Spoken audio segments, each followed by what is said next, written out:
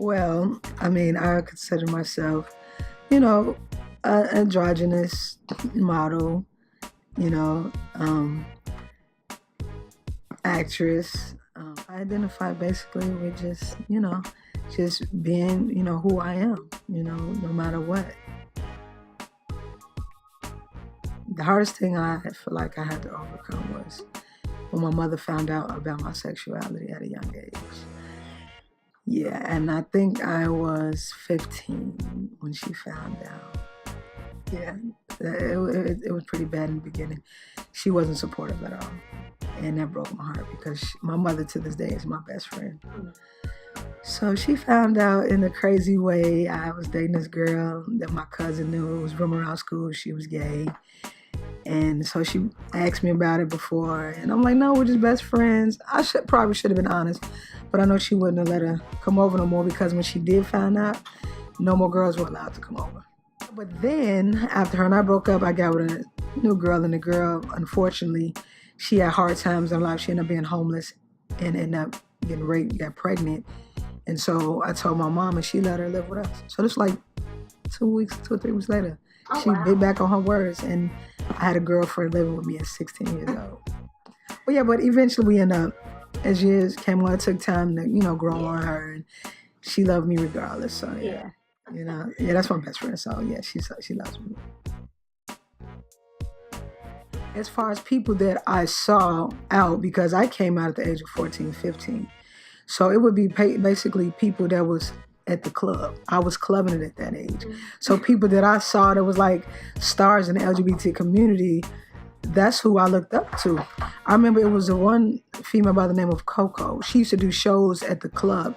Unfortunately, she passed away in the 90s, like I think to cancer or something like that. But she was definitely a stud that I looked up to. Like all the girls liked her, she was very handsome, suave, doing the shows. I'm like, wow, So as far as that, like growing up like with that, because, we didn't really see it on TV. I didn't see it on TV. So it was basically in my community going to the club. That was like celebrities in the club. They're older. Mm-hmm. The girls love them. They can dress. They do these great shows. Everybody like giving them money. So she was one of my role models. Her name was Coco. I would definitely have to say, even though it's hard out here, like people are so judgmental, family, friends, society. I mean, I would encourage anybody to be their self. Not to say, don't be yourself wherever you go. Sometimes you got to pick and choose depending on where you are in your life, where you are. And I say that because you got some hateful guys out here who do not like the LGBT community, and it's to protect them. Like sometimes guys look for a little thing, not even anybody could, depending on where you are, just to try to start something with you to hurt you. So just be yourself. Just make sure, if you are in a situation like that, you get out.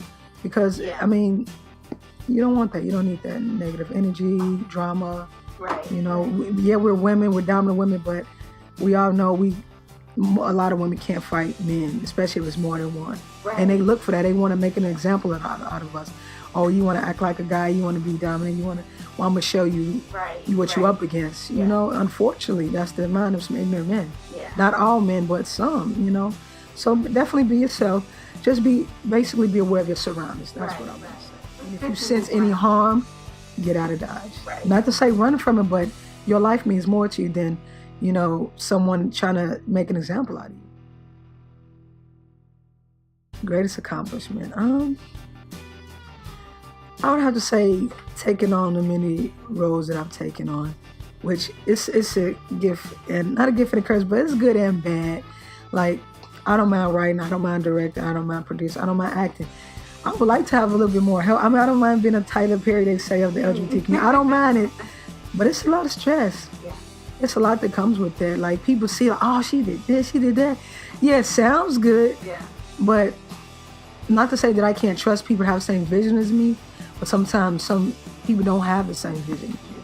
So sometimes you have to wear those different hats in order to get the vision that you put in mind, get it out there. You have to, unfortunately, you have to wear the hats. But so I would have to say my biggest accomplishment right now would have to be as far as getting my movies out there and, just getting it out there for not only just the LGBT community, but for other people who can relate, who want to try to understand what goes on in the LGBT community, and for people that run across me in the world or outside, wherever I'm at, they see me, they talk about the movie. There'll be a lot of straight people. Oh my God, I love your movies. It helped me look at you all differently. Some gay people, that helped me come out of the closet.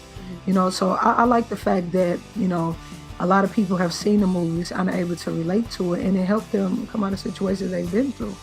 So basically helping people and bringing things to the light that they know they didn't see at first. That's one of my accomplishments. That and the fact that I continue to make great movies that people can relate to and understand.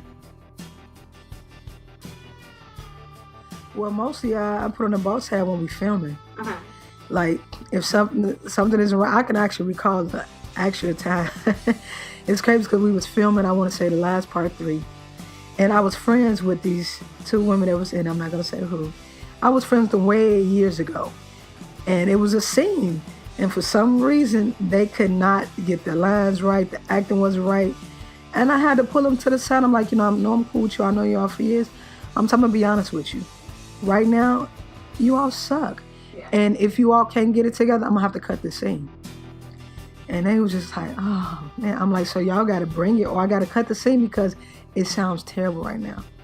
And, like I said, once again, these are my movies. So basically, my name is on the line. Right. I had to explain it to them like, I love you all, but my name is on the line. So you all got to bring it. Yeah. And I can give it to them. They brought it.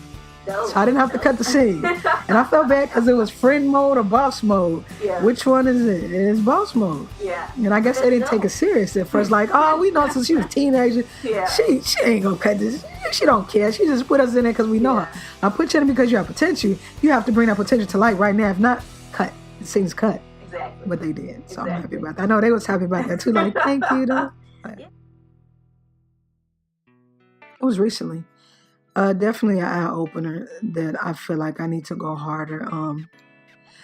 Unapologetic Women, my pilot that I was supposed to film I was telling you about. I've been submitting it around. I don't know if you all are familiar with Lena Waithe. Of course. Okay. I submitted. She had 2 different projects where she was looking for artists. Well, writers. Yeah.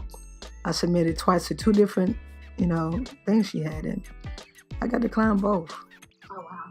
It kind of hurt. Yeah. It hurt, and I was like, dang. Like, I thought the pilot was great, I also thought maybe because they're looking for, other different kind of writers as well, and what I was writing about is something totally different than what's out now. Mm-hmm. It's like the modern day girlfriends. That's what Unapologetic Women about. It's a lesbian in there, it's heterosexual. Modern day girlfriends, the sitcom. Yeah. So I was thinking like, okay, this could be it. Mm-hmm. But when I got the email last week, unfortunately, we wish you luck. It kind of hurt. I got a little emotional because I was like, I thought that was going to finally be my calling. Mm-hmm. Like, okay, I finally, after 7 years, I'm here. But it wasn't. So I think it was a lot of disappointment. But it also made me feel like, you know what? That's just another no. You just got to keep going till you get a yes. And also, I feel like this. If they can't get me to the next step, I got to do what I can to get myself to the next step. Because basically what is for me is going to be for me. Sometimes God protects us from things that we think we want, but it's not for us. So, like, I see a lot of different things, like a lot of A-lister celebrities go through. Mm-hmm. I don't even know for sure if I'm built for that. Right. No privacy whatsoever. Every little thing you're under the microscope. So I don't even know. So right now, I'm happy with where I am in life. But I do want to continue to go to the next level. So the next step would be if, someone, like right now I've submitted to film festival. The next step after that, I'm just going to go with my vision, find, the right cast, and just continue to put it on Amazon, and this time possibly get it on Netflix. Mm-hmm. The point is this. A lot of people get so caught up in doors closing on them. Sometimes you got to be your own door opener. And right now is the best time for social media, for the internet, all of that, especially we're having Amazon, we're having YouTube. All of that is a door opener for yourself. So just because somebody tells you no, just do it yourself. That's all you got to do is be your own door opener. Just keep on going. Eventually someone will see you. If not, you just keep on going on that line and continue to do what you got to do to make you happy. I didn't even plan on being a director. Yeah. That was not my intention. I just like to write and act, but someone's supposed to film, because I didn't direct part 1. I directed part 2, part 3, and More Than Friends. I ended up accidentally becoming a director because the person couldn't direct part 2. So I'm like, the show must go on. Right. And so anytime, if you're the writer, you have that vision. So you know how you want things to come out. So that's how I was able to step into the director's seat. And I'm grateful that I did. Yeah. And that I challenged myself. Each year I challenged myself. And each year I can actually say, every year since I've been into this, every year has been a better year than the last year. And that's what it's all about. You have to make sure you set yourself short-term goals and follow them. And each year, make sure the next year is better than the last year. It's about, not competing with anyone, but competing within yourself. Right. You got to make sure you push yourself to go harder and harder to become the better person that you can be. So it's evolving.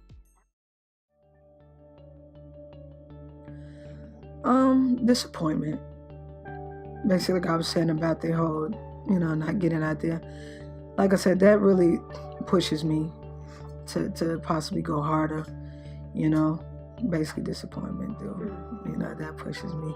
Just going through things, thinking, okay, this is the next step, is going to work. Don't work. Well, I know this time around, I got to go even harder. I got to put a little bit more into it than what I did before.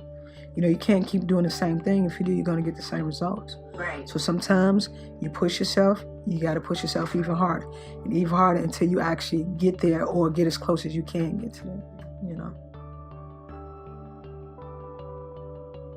I figure like when you're younger, of course you're more immature, short patience. It's just all just rush, not thinking, not using your head, and you find yourself getting into different situations where when you're older, it's like you have more time to think rationally. You think about like, okay, if I do this, X, Y, Z is going to happen. When you're young, you just living for the moment. Like, for example, you get into somebody, you're high here, you young, you want to fight it out now. Why did you bump it to me? You don't care about it. You live for the moment. But you get old and established, you bump me, you know what? I don't have time to stoop to your level. Apparently, you're not happy with yourself. You're trying to make me mess up my livelihood for whatever reason, and I'm not going to give you that. You know what I'm saying? It's all about not letting people allow you to basically, jeopardize what you have going for yourself. When you have a lot to lose, you look at things differently, So basically, I feel, with growth comes wisdom, maturity, especially going through different things. You look back and, think about how you could have handled it differently, but you probably couldn't have at the time because you weren't where you are now. Well, right now, as I stated earlier, Unapologetic Women, I'm definitely pushing that to different film fests, and hopefully by the springtime or later in the summer, I will be filming it. And once I do film it, because I believe back then I'm going to have all my guests. I feel it. It's just, everything's not going to come when you want it to come. And God teaches us to be patient. Don't just run at the first. You got to be patient, wait it out. Your time is coming. So then I'm going to make sure that I film it. I'm going to possibly try to get on Netflix. I'm going to put it on YouTube. All of those are different platforms that people watch, Amazon, all of that. So I'll continue to submit it to Film Fest and just basically get it out there. And then after that, the next step is going to probably do another project. Every year I'm going to at least try to do 1 or 2 projects just to get it out there, just to keep it buzzing, because, a lot of people need different things to look up to, Like I said, it's like a modern day girlfriends with 3 women best friends. One is a lesbian, one is jilted, who's single, one is married. And you can already imagine what the 3 of them are going through and how they can relate, how they can help one another. So basically, like I said, I just want to get it out there so people can use that as a way of learning how to deal with their own issues that they're having. So, I know everybody saw 1, 2, and 3 of The Lies We Tell. 4 years ago, we filmed The Lies Part 4. We didn't finish it for whatever reason, so I stopped and whatnot. And 4 years later, here it is. I'm definitely going to try to release it. No one knows this as of right now, but you all and a couple other people. But I'm going to try to release it, hopefully for Halloween, which would be 7 years. My best friend passed away due to breast cancer, unfortunately. So I'm going to try to do that. And hopefully everybody like what they see. But no, we will not be continuing it. So let's get that out there now. I'm just putting it out there to have you all just see a gist of what it would have been like. I know I put it on YouTube 2 years ago. I put like 3 scenes. But this time I'm going to actually do the whole, it's like 18 scenes, like an hour more long. So you are going to be able to see that. And I know you are going to be hungry to get even more. Who knows what may happen? I don't know if the buzz is really like out there, then I don't know. It's a possibility that I may finish it. It really depends because I really feel like all great things have to come to an end.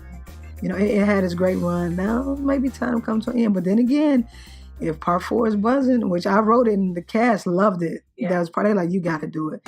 But I'm just like, I feel like I've outgrown it. But I do want to put out there what I did film already, just to, you know, tease them.